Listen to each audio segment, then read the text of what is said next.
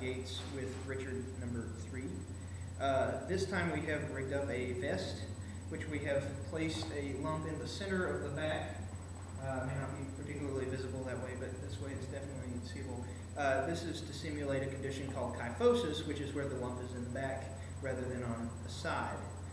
So what we're trying to demonstrate is using the gait that we talked about last time, and I will demonstrate that, in which case we use the left arm as though the left arm is unable to move, and the left leg as though the pain is in the shin and the left foot is unable to move, creates this effect.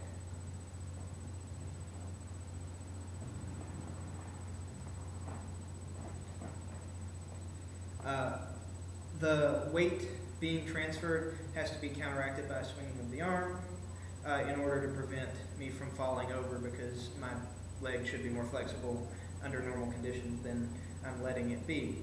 Now, in trying to put weight mentally in the hump that we've inserted here, it creates a problem, because in trying to move like that,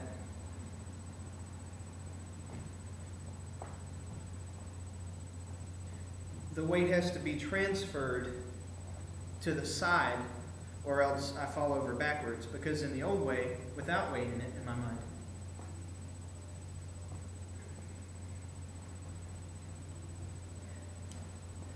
I'm having to use the arm to stabilize, but in this case, leaning back like that would cause the hump to pull me backwards and fall down. So what I'm doing in trying to walk as though the person with the hump is trying to walk upright, like someone without a hump, we are having to twist, or I'm having to twist to sort of maintain the same weight ratio and keep a center of balance. And it looks like this.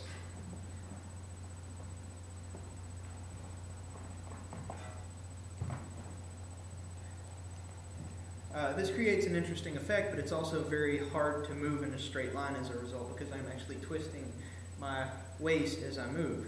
Now, the other option to try to compensate for the extra weight is to actually lean forward and counteract the weight in the hump with the weight of my actual head, and it creates a different effect, like so.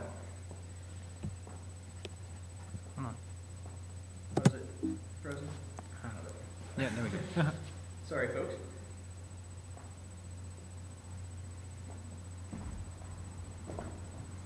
This creates a different effect, partially because, as we've established, in my mind, I'm putting pain in the left leg and an inability to move with the left foot.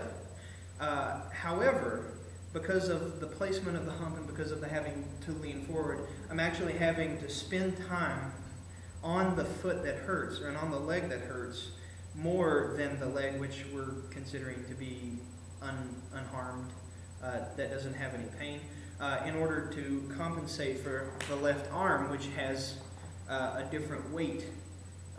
Because it is stiff, it restricts the movement in the shoulder blades, and also creates a sort of a false weight in the tonus that it's sort of creating within the musculature.